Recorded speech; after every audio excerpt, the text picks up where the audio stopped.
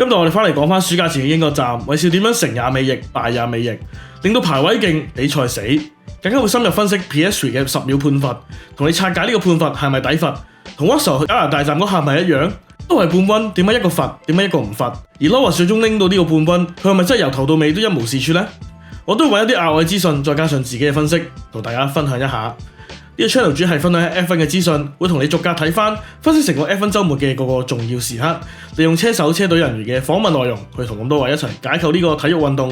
如果你想睇多啲 F1 嘅策略同埋技術，知一場比賽入邊直播鏡頭冇交代嘅事，咁就 subscribe 我哋呢個 channel， 再撳我鐘仔搶先看 like 呢條片 ，share 俾你睇 F1 嘅朋友，再 comment， 你哋嘅支持係我製作影片嘅動力。事不宜遲，咁就 let's go！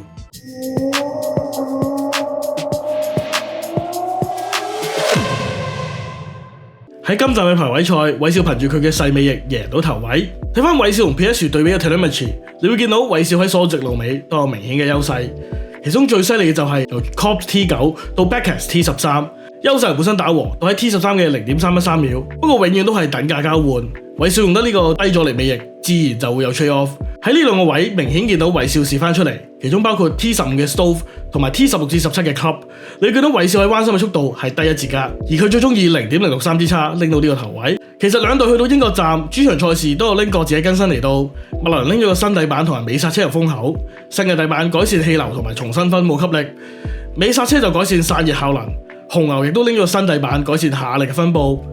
去到比賽起步之後，韋少雖然不及 PS3， 你要見到個差距明顯收窄咗，但係始終 Oscar 唔夠前，所以都能夠頂住。一號彎都比較闊，喺外線嘅韋少可以更加快回正堂軚，加速揚長而去。之後1至3圈因為撞車導致 VFC， 去到第4圈重開，第5圈已經見到韋少開始甩尾，例如呢度同埋呢度。去到第6圈因為 Bortoleto 又開始 VFC 喺第7圈尾完。頭啲時間你都會見到 PS 快咗好多，第8圈快 Verstappen 1.633秒，總第8圈喺 Hangershoek 爬頭 Verstappen 跌落第2，同時呢個尾翼亦都令到韋少嘅輪胎損耗大咗好多，跟住韋少嘅圈速同麥萊倫比都係有啲慢，對第3嘅 Loris 圈速輸得好緊要，第9圈輸 1.933秒，第10圈輸 1.542秒，短短2個圈咋，韋少同 Loris 嘅差距由 PS 爬頭嘅 3.6 秒去到11圈得返 1.1 秒。跟住見到 Max 部車好似飲醉酒咁，腳步浮浮，唔多穩陣，更加係 track 步轉唔到彎，出咗街跌落第3。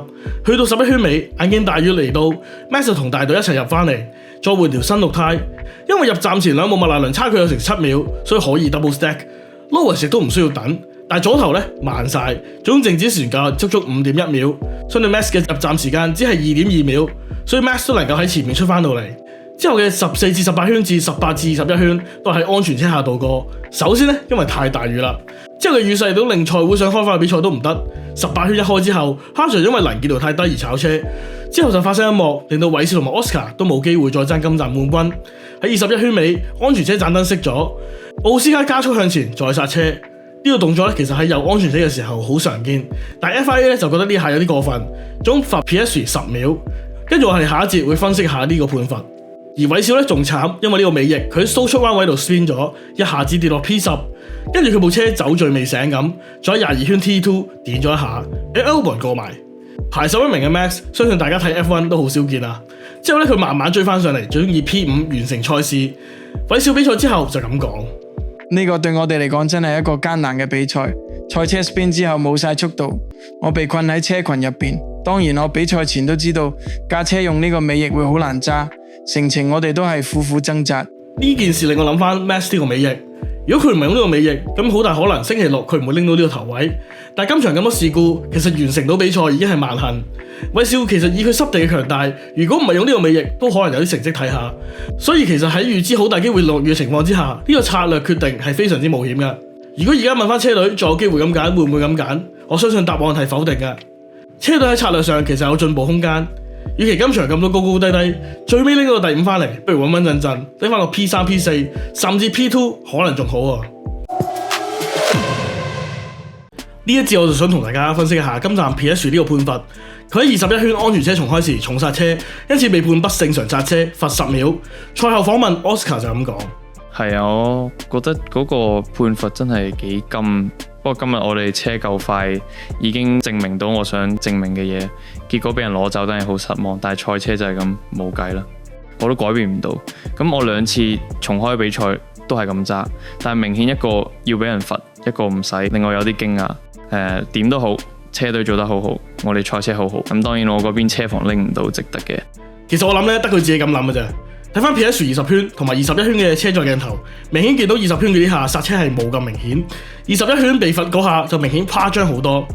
有唔少人都記得喺加拿大站 Russell 疑似恰爭翻罰分就要停賽嘅韋少，喺加拿大站尾段安全車期間大力剎車，令到 Max 唔覺意過咗頭，再 radio 講定判詞咁話：維斯塔本喺安全車期間爬咗我頭。最後 Russell 冇事走得甩，但今站同樣都係頭位嘅 PS3 就冇咁好彩啦，最終被罰10秒。咁網上尤其是英文世界一直都有聲音指出，話直播嘅 Sky Sport 同埋 F1 當局甚至 FIA 都有偏幫英國車手之嫌，而我都覺得呢兩單嘢好有可比性，所以就拎咗呢兩場比賽嘅判詞出嚟睇下，順便睇下 FIA 係咪真係偏幫英國車手。喺早前嘅加拿大站，紅牛賽後上訴指 Russell 急剎車係不必要同不規則同埋缺乏體育精神嘅行為。平治嘅辯解同埋網上都有啲數據，我哋可以直接比較一下。當時羅素嘅剎車力度係30 PSI， 由時速143公里跌到落82公里。而英國站嘅判詞明確指出 ，PS 由本身嘅時速218公里跌到落52公里，52公里呢個速度計埋寬減，喺香港所有路俾差人醒到上都唔會罰啊！剎車力度竟然去到59.2 PSI， 即係多加拿大站接近1倍。加上喺 Russell 嘅事件入邊，亦都冇令到後車要扭軚避前車。嗱，睇翻今站嘅車載鏡頭同埋判詞，都會見到後邊嘅韋少扭咗下軚。所以在我嚟講 ，PS 呢下絕對可以罰，亦至少證明唔到今次有偏幫英國車手之嫌。加上 FIA 其實都唔係咩英國組織，英國傾向呢個理論站唔住腳。不過講開又講，咁啱兩單後車都係韋少，其實真係幾搞笑。其實唯一唔同就只係 PS 呢下係安全車重開，其實佢都冇咩誘因要去咁啱韋少，佢亦都唔似一個咁嘅人，至少冇去即刻喺 radio 度寫判詞先啦。明顯嗰下純粹傻仔咗，可能想收多啲車，等到安全車離得再遠啲，去準備個比賽重開。所以 FIA 係咪應該針對安全車期間作更多仔細說明，俾咁多位車手參考呢？同時都可以有效減少呢啲爭拗，因為喺呢啲情況，車手一定係做呢啲嘢去保持輪胎溫度。咁剎車剎幾多先叫太多呢？或者係咪要影響到後車先至有問題呢？咁但係前車令到後車剎車都要影響嘅，去到咩位先叫合理呢？真係要翻一個說明。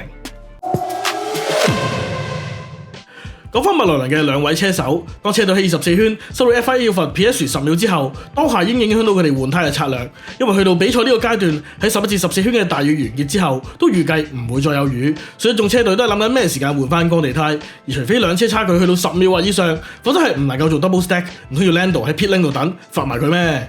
咁而唯一嘅好處就係麥萊倫當時距離第3個 show 基本上去到30圈打後就成超過20秒差距，跟埋 PS 而家 pit lane 度等10秒，37圈就開始夠30秒嘅 gap， 將風險減到最低。就算換完胎有安全車都唔需要太擔心。咁睇圖都見到啦，37圈打後基本上係任你擺啊，咁就啱啦。反正都去到37圈先有車手換乾頭胎。Alonso 喺呢個時候換咗條舊黃胎，開始咗換乾胎嘅序幕。咁所以對麥萊倫車隊嚟講，只需要用個最穩定嘅策略，喺場地過咗 crossover point 就可以。即係用乾地胎嘅表現好過半水胎，咁佢哋當然睇定嚟食啦，同埋跟翻佢哋車隊規矩，優先處理排前啲嘅車手。首先喺43圈尾叫 Oscar 入站，站內罰10秒後換黃胎。Lando 下一個圈44圈入站換胎，換胎喺 Oscar 前面4.6秒，冇錯，只係4.6秒。呢個濕轉彎嘅 undercut 威力果然強大，證明咗場地已經完全過晒 crossover point。不過 Lando 暖好胎之後仲快過 Oscar。除咗46圈 Oscar 快啲啲之外，47圈慢0.574，48圈仲慢成1.083，令到差距一度去到6.3秒。呢幾個圈相信都係成場比賽入邊唯一 Lando 最快嘅時間。所以就算最尾嘅49至51圈 Oscar 快翻都好，其中51圈快成0.932，最終都由 Lando 符符碌碌贏到冠軍。賽後當記者問到 Lando， 問佢英國站冠軍呢個檔好唔好聽啊？好聽啊，咁叫有啲型添。今日真係犀利，呢場比賽好長，呢個星期日真係好長，有好多混亂同埋壓力，但係我只係保持冷靜同埋有需要速度嘅時候發揮出嚟，能夠追到 Oscar 拉得夠近去着手爬頭，嗰下真係正。聽日起身諗翻，應該會覺得好正。而家只係腎上腺素爆晒燈，仲沉醉喺當下，所以未完全消化到我哋今日作為車隊做到嘅成就。再嚟聽下比賽之後 Ted Kravitz 同 Lotus 工程師 Will Joseph 嘅訪問。有啲緊張，但係好好㗎。我唔會評論嗰個判罰。銀石對我哋嚟講好重要，係我哋主場。喺上年之後，我哋都好想贏到呢站，所以好開心。Ted 再問佢，覺唔覺得臨尾換光頭胎時間有啲早呢？都唔係啊，我哋留咗個空間去睇下其他人做成點，所以唔係啊，我哋只係等到一個啱嘅時機。咁最後 Tech Five 就問 Lando 冇 Oscar 贏到咁多場車，今站對 Lando 代表啲咩？我哋而家有新零件踏入下一階段，然後我哋會繼續行。賽季而家啱啱過一半，前面仲有好長時間，乜嘢都有可能發生。我相信一定會好精彩。出片短啲好，只係效率高啲喎。上一條片我講 Honda 設計嘅嘢，係前一晚寫好稿，再朝早拍片錄音。當晚我呢度9點就出到片啦，咁希望大家多多支持。唔知你點睇今站韋少嘅策略同埋奧斯卡嘅判罰呢？到最後再次呼籲大家可以 subscribe 我呢個 channel，like 呢條片，撳我鐘嘅搶先看，分享俾你身邊睇 F1 嘅朋友睇。仲有就係 comment，少少嘅支持，多多嘅鼓勵。咁啊之後再見，拜拜。